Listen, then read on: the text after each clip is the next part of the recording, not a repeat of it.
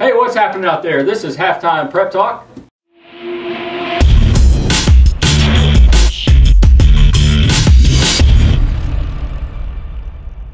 Joined by Matt Sparks, I'm Aaron Snyder, and as always, HTPT is sponsored by Fannin Automotive Family. I want to bring your attention to the Zanzies ticker, see some upcoming games in area high school basketball coming up.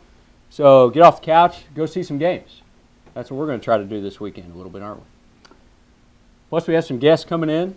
East Carter boys basketball coach Brandon Baker and Raiders senior Connor Greene, who's been filling it up this year. He does. He's averaging over 20 points a game, I believe, at this point, and having a nice season. So looking forward to talking to Coach Baker, who's been in the area for a long time. He was a player at East Carter, a really good player, and he's been the head coach there. Took over for his dad, Charlie Baker.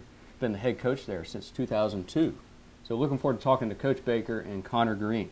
So stick around for that. Next week, you'll see an addition here on our desk.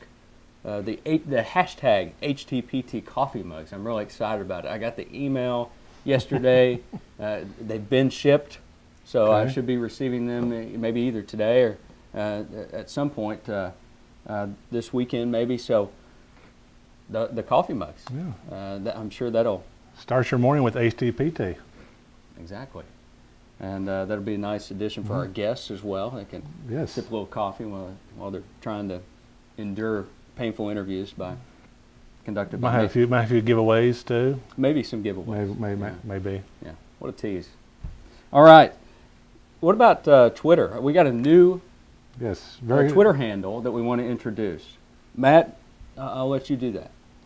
Well, we got a new Twitter page. The three of us, along with Zach Clemmy. Call ourselves the Wright Brothers, WRITE. Of course. And we're really flying on Twitter as we speak here. Maybe a more funnier look at sports, whether we're talking about deflated game balls or Tiger's missing tooth.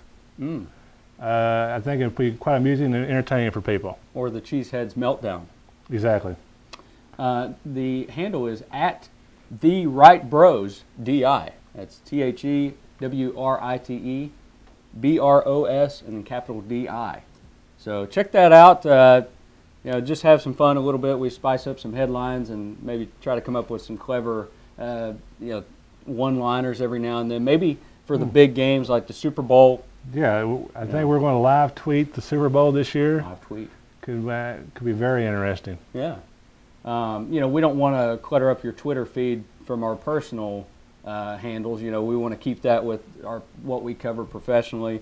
High school sports, things like that. So that's why we created a new one. There's a lot of serious stuff that we cover too. At the same time, we want to say that for our personal. Sure. This is more of a lighter side of sports, I think. Yes.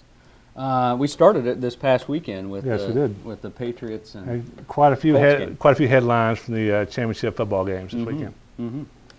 Also coming up in the area is the Cincinnati Reds Caravan. Always one of my favorite times of the year. Of course, I've been a Reds fan my whole life, so I always enjoy that. Coming in this year to Fannin Motors on Saturday is Walt Jocketty, the general manager of the Reds, Yosemite Sam LeCure, Eric Davis, and Tom Brenneman. And I think Mr. Red Legs will be gracing us with his presence as well. Wow. So bring your kids, take your kids down there. I think it's 4 o'clock on Saturday at Fannin. You guys know where that is, right in front of the Boyd County Middle School on US 60 in Summit. That's always a good time. You speak of the playoffs. We talked about the playoffs a little bit already with the Wright brothers tweeting about them. But on Sunday, as I was watching the Packers and Seahawks game, I was attempting to watch it anyway. See, I'm doing some kitchen furniture refinishing right now. So we had to eat in the living room. I've got my 2 young children, my wife who is very, very patient when it comes to my sports watching. So she was fine with me watching the game. She understood. But my daughter wanted Daniel Tiger, and my son wanted Blaze. It's a Monster Trucks cartoon. We had a little bit of a dilemma. So I acted like I ignored my kids for a little bit, and I kept watching the game. But with 5 minutes left, Russell Wilson threw his 4th interception of the day. So I said, Daniel Tiger it is, because it was actually my daughter's turn. We have a rotation going. So I turned on Daniel Tiger and almost missed the rest of the game until my curiosity won, and I checked my phone. I'm like, I'm going to go to the other room and watch the end of this game because it's 19-14, the Seahawks had the ball. So you're kind of like those Seattle fans who left midway through the fourth quarter and had to watch the game from the gate 3 or something. They were stuck at gate 3, stuck watching Daniel Tiger. I mean, you pay all that money, even though they were losing at the time. You pay all that money to go to the game. I'm going to stay. You got to stick it out. You know, I may sweep the the stairs in the each row. I think they lose the label 12th man because of that. They were the 11th and a half man. They lost half their man there. Yeah. Kentucky basketball. We haven't really talked about that much on the show recently, because it's still kind of early in the season. But now we're a little past the halfway point. They're 18-0. My question is not whether they'll go undefeated, because they're not going to go undefeated. My question is, who are they going to lose to first? Well, I think we're in agreement with this. I think after we watched the game Tuesday night, they've had 3 now survival games, what I like to call them, in the conference. And against Ole Miss, you probably say that they're a top caliber team. In the conference, yes. In the conference. Vandy's mediocre. But I think when you get one of the top tier teams, one of the top talent teams in the conference, and they come out and play that way, I think that they're going to be in for a real tough time. And I think it's going to be at home. I think it will be too. I think they're not engaged at all at home. I think sometimes the crowd at Rupp Arena, I don't know if you realize this, sometimes the crowd at Rupp Arena is not very loud. They're not into the game at all. I don't know why. When they do get loud, it's almost deafening. But you're right; it takes a lot to excite them. If the Cats aren't really entertaining from the start, it takes a while for that crowd to get revved up. So I think we think the Georgia Bulldogs, February 3rd. February 3rd is going to be a scary matchup for them, I think. I do too. Georgia's sneaky good. They have a good coach, and Mark Fox, and I think they're going to be ready. I think Georgia's going to come in there and upset Kentucky. I really do, because I don't think the Wildcats will be ready for them. And that's nothing against Coach Cal or anything like that. I just think they're going to lose a game, at least one, and I think it's going to be Georgia. Well, that's what Cal talked about the entire game against Vanderbilt. They don't bring any energy into the game, especially in the first half, and their talent has to take over a little bit in the second half and just pull these games out. But if you don't bring the energy, you might get down double digits, and then all the talent in the world just can't bring you back. And the national talk of the week in sports radio, sports media has been what? The deflated game balls in the AFC Championship game. It's ESPN came out with reports earlier this week, said that 11 of the 12 game balls the Patriots used were underinflated 2 pounds. How does that happen? Such a strange story, isn't it? Well, I don't understand how the referees couldn't tell the game that the balls were underinflated. I mean, you're dealing with one of the top referees in the league in championship games, and how they didn't know. Now, I don't think that would have, it was a 45-7 thrashing. I think the Colts defense really was the deciding factor. It might have helped the Colts in a way, because DeQuell Jackson may have not intercepted that ball had it been properly inflated. Maybe it helped him grip it and catch it better. Yeah, exactly. But it would have been 52-0. But speaking of deflated game balls, a little taste of what you might see on the Wright Brothers Twitter. I have the top 3 headlines, game quotes or whatever. Yes. How about you ready? Yes, I'm ready. The Colts weren't the only ones who came out flat in the second half. Good. That's Wright Brothers worthy. Yes. Who left Gillette Stadium more deflated, the Colts or the game balls? With that. And all right, I'll give you 2 more. I got one more. Okay, I just got one more. We're short on time here. Andrew Luck had a great season, but apparently maybe he's not the heir apparent to Tom Brady that everybody was talking about. That one takes the cake. You like that one? Yeah. All right, let's toss in our deflated basketball, which I have yet to pump up. I was just call me DeQuell. I was open. I was open there, and he overthrew you. Just call me DeQuell. It's kind of a hard name to say, DeQuell. Yes. My game ball is going to Logan Fraley, Boyd County senior, who's signed with Marshall. She had 8 3-pointers the other night. My record for consecutive 3-pointers, personal record in the driveway, is 8. Is 8? Yeah, unguarded. Not bad though, right? Yeah, you got a little wind out there too. You got the wind factor. That's back when I had the chain net. You remember the chain nets? Yes. Yes, I just liked hearing that sound. 8 in a row I made. Oh, back to Logan Fraley. Yes. She made 8 3-pointers Okay. against Sheldon Clark, including 5 in the third quarter. Pretty impressive night. Her career high, 30 points, so she gets the game ball. All right. This feels a little underinflated too, about 2 pounds. This feels like a Patriots game ball. Get the scales out. Yeah.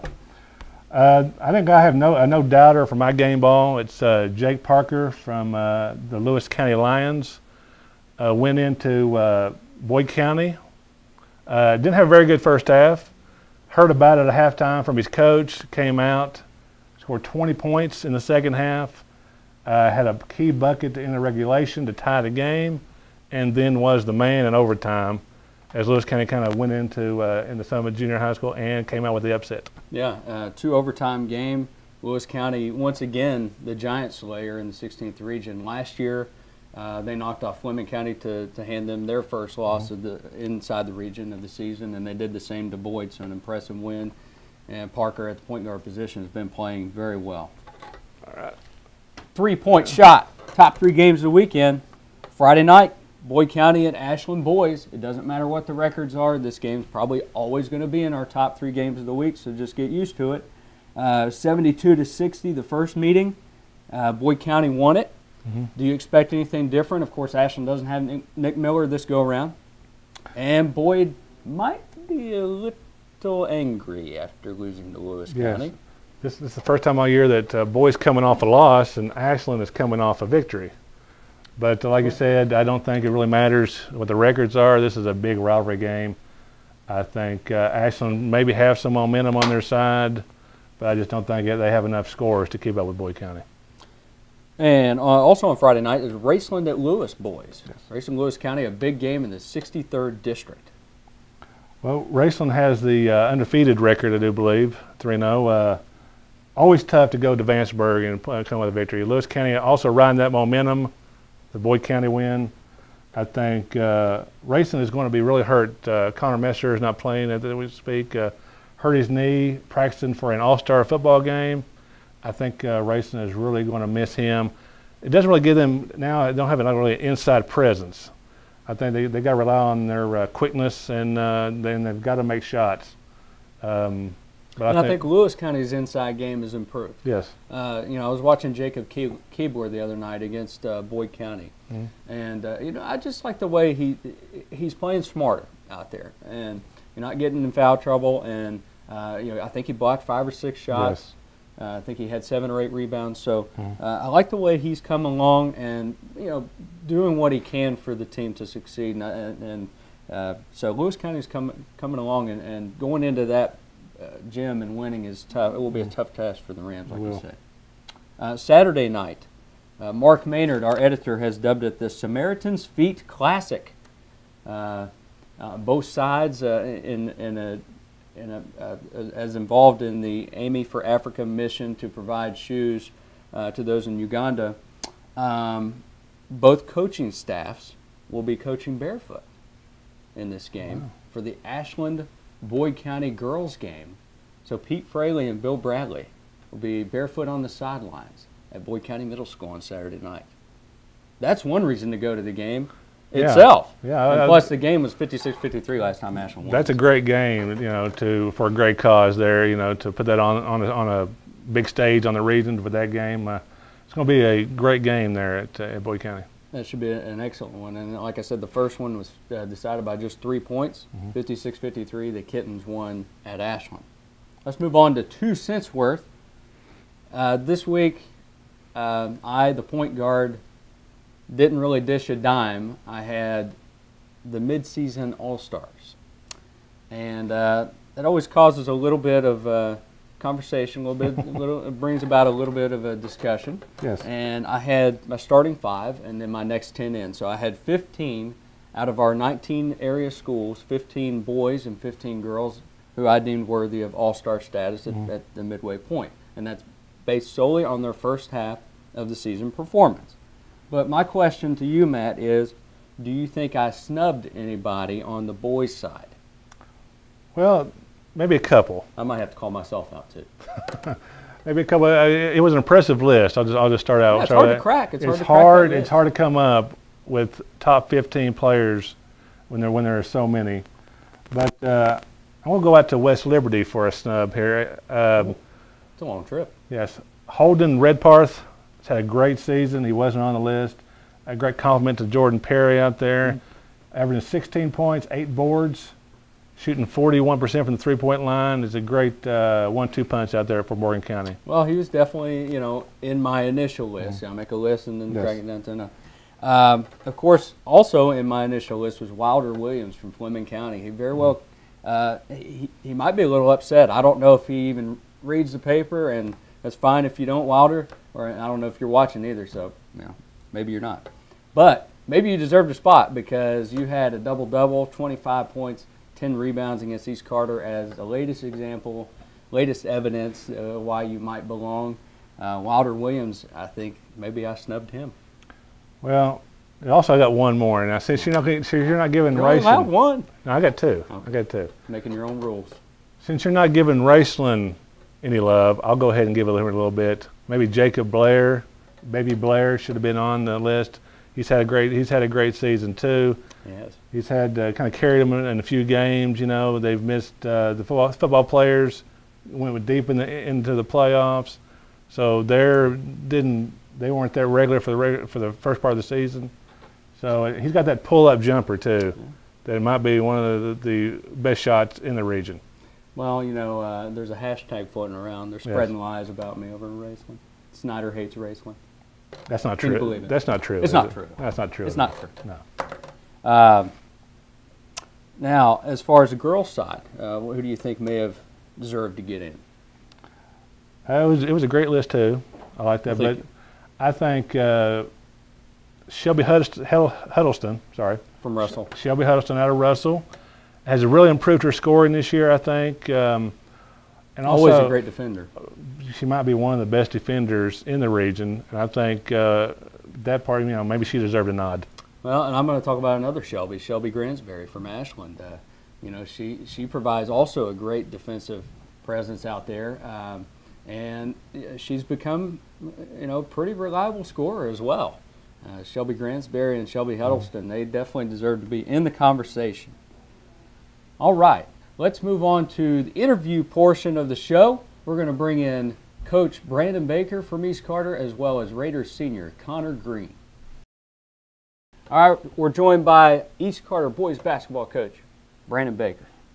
Coach Baker has been with East Carter since, a long time, but the head coach since 2002, 2003 season. You took over for your dad, Charlie, who was there for a long time as well. You played for him. Yeah. Does it feel like it's been that long since 2002? Not really. It just gets faster and faster, it seems like. And I didn't realize, I think I'm starting my 13th year as head coach, and definitely doesn't seem like it, but it just gets funner and funner too, though. That's the good thing about it, though. The time goes by quickly, but you just gotta, main thing's trying to make yourself enjoy it as it goes. As the years have gone on, what have you found out about, being able to enjoy it more? You just try to not get too consumed with winning and losing. All players and coaches want to win. You just can't allow that loss to really linger with you, and because your players got to get past it too. And sometimes it's a little tougher for coaches to get past it, but you just can't overconsume yourself with the wins and losses, and sort of, a lot of people say enjoy the journey, and you want your players to definitely enjoy the journey. But you guys, you as a player, won a region championship in 1986 as a sophomore point guard on that team. Of course, you were playing for your father, Charlie, at the time. When did you know then that you might become a coach one day?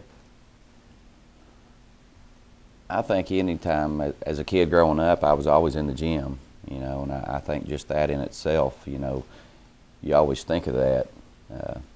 But I wasn't sure, especially when I got out of high school and was in college there. I was a junior in college before I actually figured out what my major was going to be. I'd kind of bounce back and forth, and I think that was just what I felt most comfortable with, and I enjoyed it.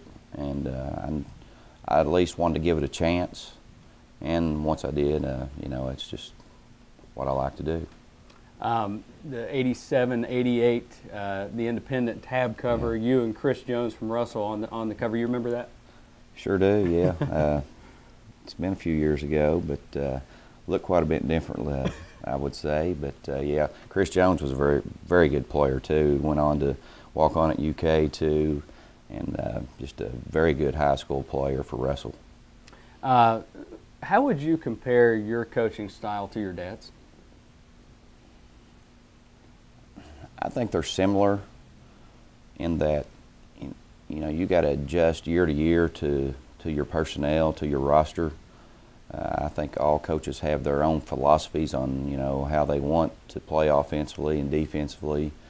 But the main thing is just figuring out your personnel and playing a way that gives them a chance to be successful. And I think, especially our teams, you've got to figure that out, starting that in summer play and then into the fall, and then your preseason October, November practices. I think that's very critical in forming, a way you need to play to help your players succeed. And I think it's very similar in that regards. Do you still get some advice from him every now and then? Oh, yeah, sure do. He's busy now there with our 8th grade middle school team, so he's not in and out as much, but it's just fortunate for me that he's always a phone call away, or I know where he lives, and I'm always welcome there at that place. You and Joe Hampton, Matthew Perry, you guys are kind of the veterans of the bunch when it comes to boys high school basketball in the area now. Yeah. All three of you guys have coached since the early 2000s. I think Hampton might be the longest tenure. I think so, yes. That kind of caught me off guard when you said it there earlier. I didn't realize that. And then when you look back at it, like, yeah, you're right. And I remember when Matthew took over for Morgan County, and and Joe too. And I just didn't realize that I was in that same conversation with them. But I guess I've been here a while. That's not a bad conversation to be in. Yeah. That's for sure. The 2009-10 team was definitely a special one for you guys. When you had Kyle Bear and Colt Barnhill, and really good team, but throughout the season it was kind of that was a year when I remember that it was pretty wide open, it seemed like, and then at the end you guys just took off and beat a good Fairview team too. When did you realize that team was special? I think it was kind of mid-January. You could just start sensing our team coming together, and and just buying into what we were wanting to do. And it wasn't just, like you say, it wasn't just Colt and Kyle. The other guys were really forming our team. And it was mid-January, and one of the games that really stands out to me was the Ashland game. We played really well, and it was just one of those, you can just, it became infectious within our team, and especially in the locker room after the game, there was just a feeling that there might be something going on here. But as a coach, you never know. You game to game, you think it's just so pivotal and so critical. But you still had to keep the throttle down and keep working in practice, and you didn't want your players to sense that that there's a chance to win the region, because there's a lot of time in between that, and you wanted them to keep working daily in practice and approaching each game like we had to prove ourselves. And I think that was one of the things that sticks out. I think that team, thought we got to prove ourselves every game, and and it worked out for us. Last year, I mean, maybe not so much a surprise to you guys, but kind of a surprise district title winner in a lot of people's eyes anyway. You guys have won district titles. They're in the 62nd, in 2010, 2012, and 2014 are the last three recent ones. And in 08, you made the region. I was looking it up, kind of a weird stat. The last odd-numbered year that East Carter made the region tournament was 2007. So trying to break the mold this year, break the pattern. Sure do hope so, but our district is just so balanced and competitive, and I think it has been for years. I think you know, the 64th always, obviously, and the other districts, the 61st, especially with Round County there.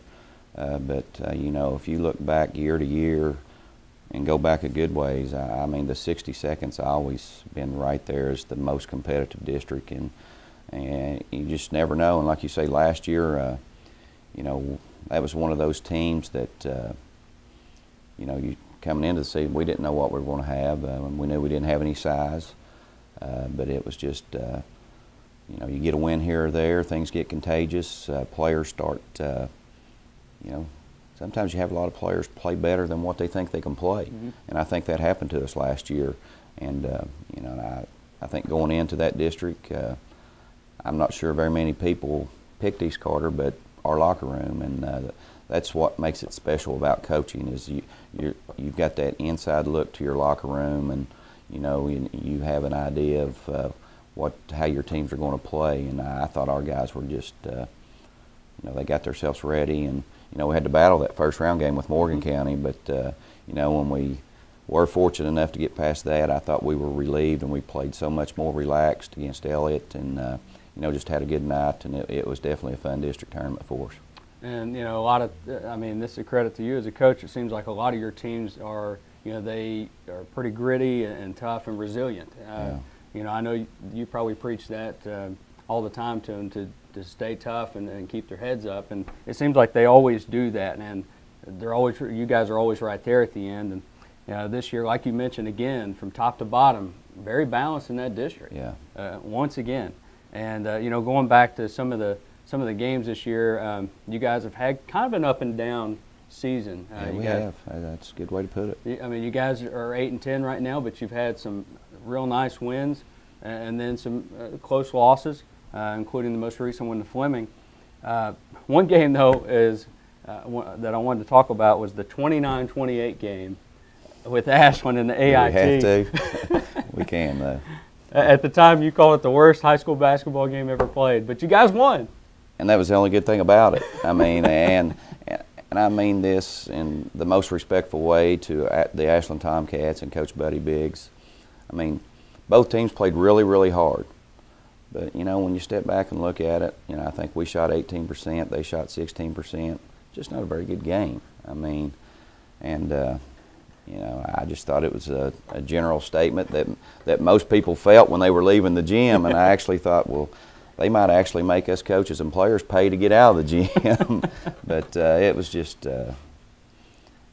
it was tough to coach, and I'm sure it was tough as a fan to sit there and watch. But you know, there was no way to sugarcoat it. It just wasn't a very good basketball game. What are some of the main things you really like about your group this year? Well, I think we're becoming very tough-minded. We're learning how to turn momentum, and that's very critical in competitive sports, you know, because everything's not always going to go your way. Or we're at least learning how to handle adversity a little bit. And, you know, and I think we're learning how to balance, you know, inside play with our perimeter play. You know, like last year, you know, we just didn't have an inside presence because, you know, Evan wasn't healthy enough last year for us to get used to playing with him. And I think it was a process, even this October and November in preseason practice, and then early on in our games, of getting used to looking for Evan. Because I think, you know, obviously he balances our team and anchors our team. And at the same time, I wanted, you know, just like Connor and Cameron Sparks and our perimeter guys, to understand that's going to help us. That's going to help them. And I think now we're starting to understand that concept a little bit.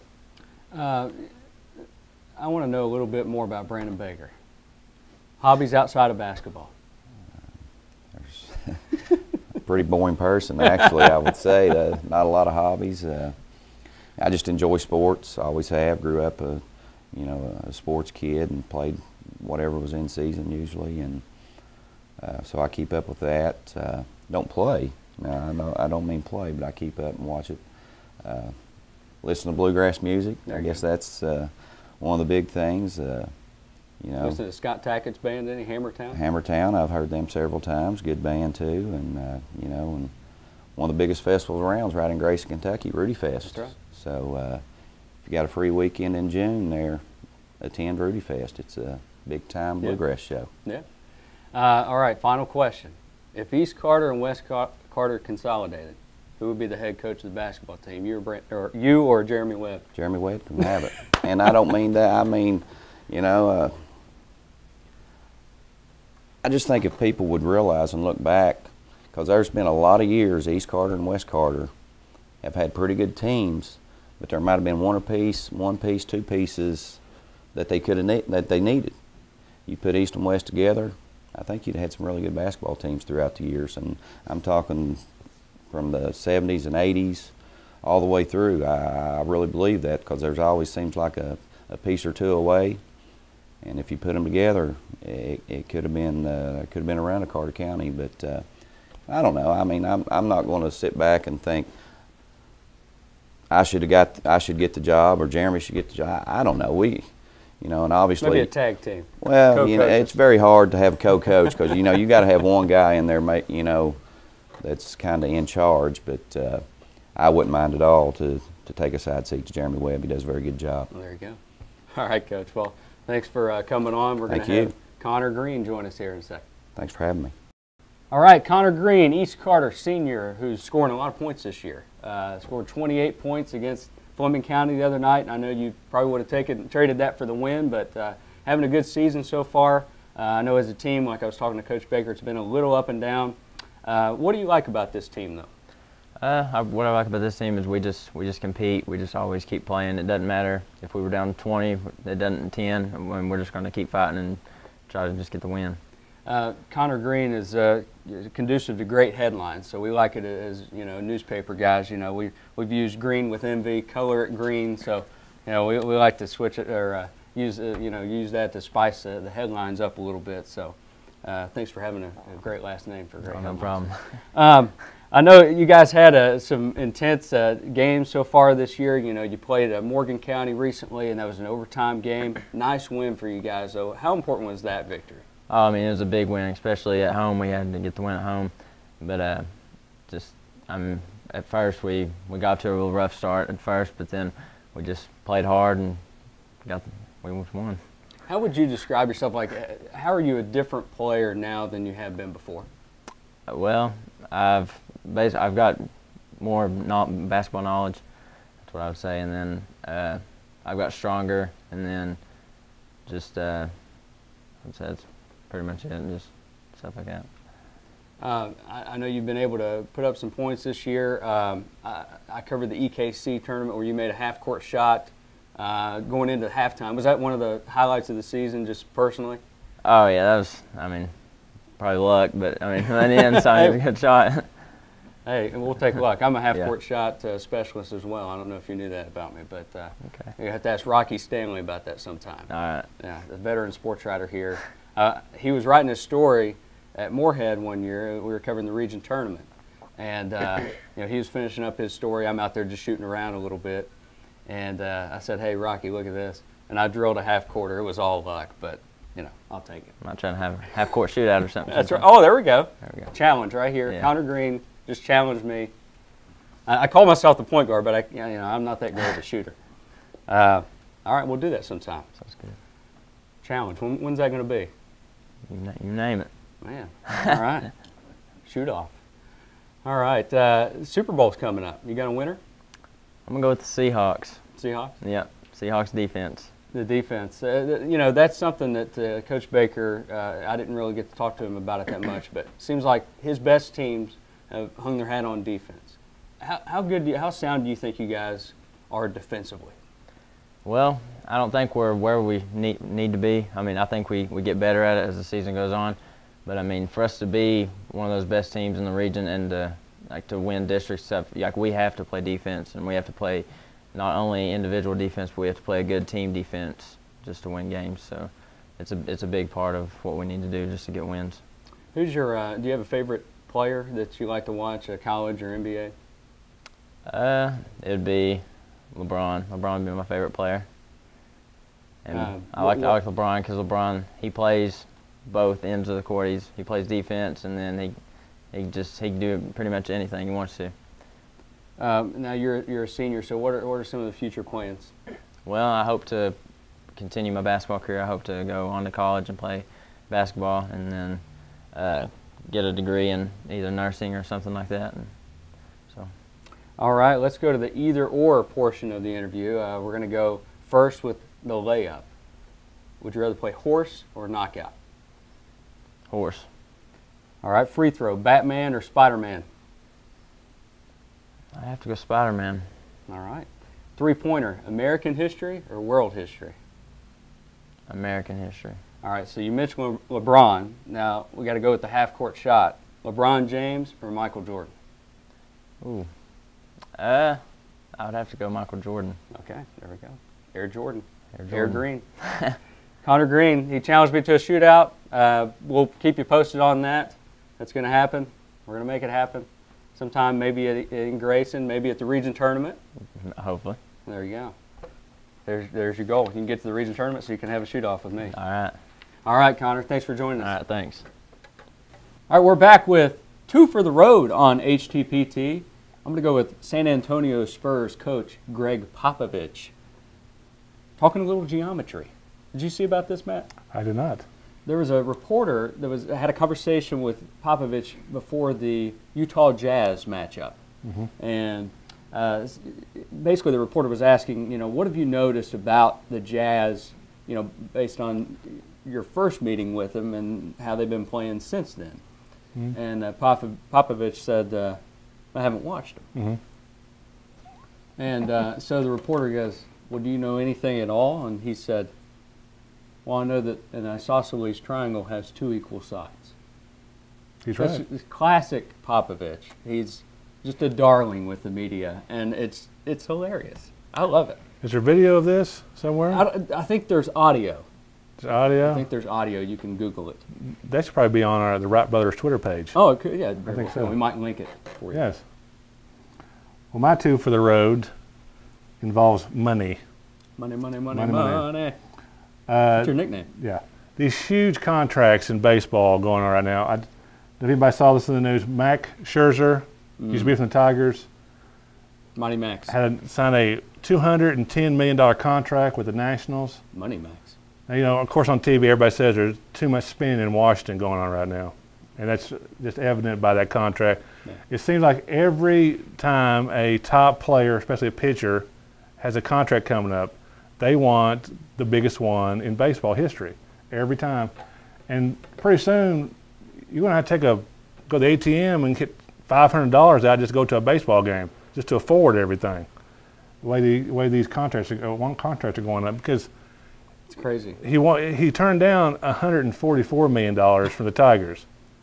Would it let him? And I think these agents drive this. Oh, of course, the agents, yeah. It's insane.